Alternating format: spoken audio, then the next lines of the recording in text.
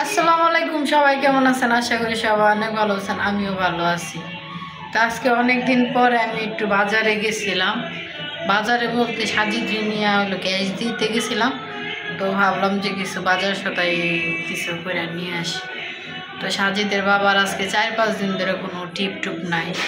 তো আমার কাছে 300 টাকা ছিল, আমি ওগুলো নিয়েই আজকে বাজার করছি।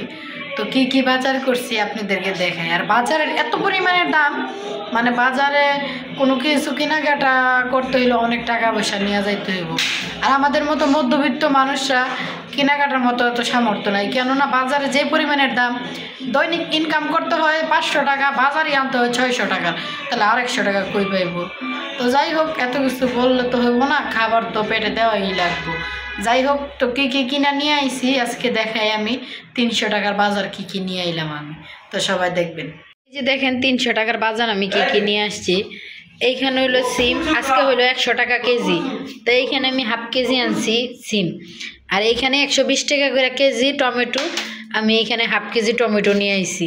এইখানে 80 টাকা হইলো বেগুন, তো এইখানে হাফ কেজি বেগুন নিয়ে আইছি। আর এটা তো ফ্রি, এটা তো আমার।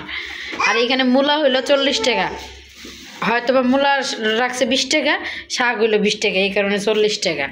আর হইলো এইখানে এই শাক কি বলেন না বলেন জানি না, তা আমাদের দেশে হইলে এই শাকের বলে নুনতা শাক। মানে আপনাদের দেশে কি শাক বলে আমি তো জানি না। তো যাই হোক, আপনাদের দেশে কি বলে একটু কমেন্টে এসে বইলা দিবেন, ঠিক আছে? আর তরকারির এ পরিমাণের দাম, মানুষের কিনা খাওয়ার মতো সামর্থ্য নাই, তারপর মানুষ কিনা খাইতে হয় কি, সেজন্য পেটে তো দেওয়া লাগবো, এটা তো কিছু বলার নেই। আর এই যে দেখেন খাওয়াত বৈশা গেছে। এই হ্যাঁ, আমি তুমি বলো তো তরকারি বাজারের কিছু।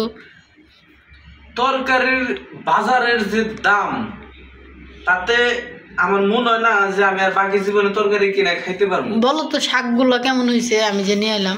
শাকগুলা খুবই ভালো, কিন্তু এই টাকাটাও ভালো। তো কি করার আছে, টাকা ভালো হইলো মন্দ হইলো খাইতে তো হইব। করার নাই। আমি আমি আমি কিছু বাজার নিয়ে কিছু কম না, বাজার নিয়ে কিছু কইলে পরে সঙ্গে রাগ করবো সরকার। না, আমাদের কিছু বলার দরকার নেই, আমরা গরিবরা এইভাবে না খাই মরি, সমস্যা নেই।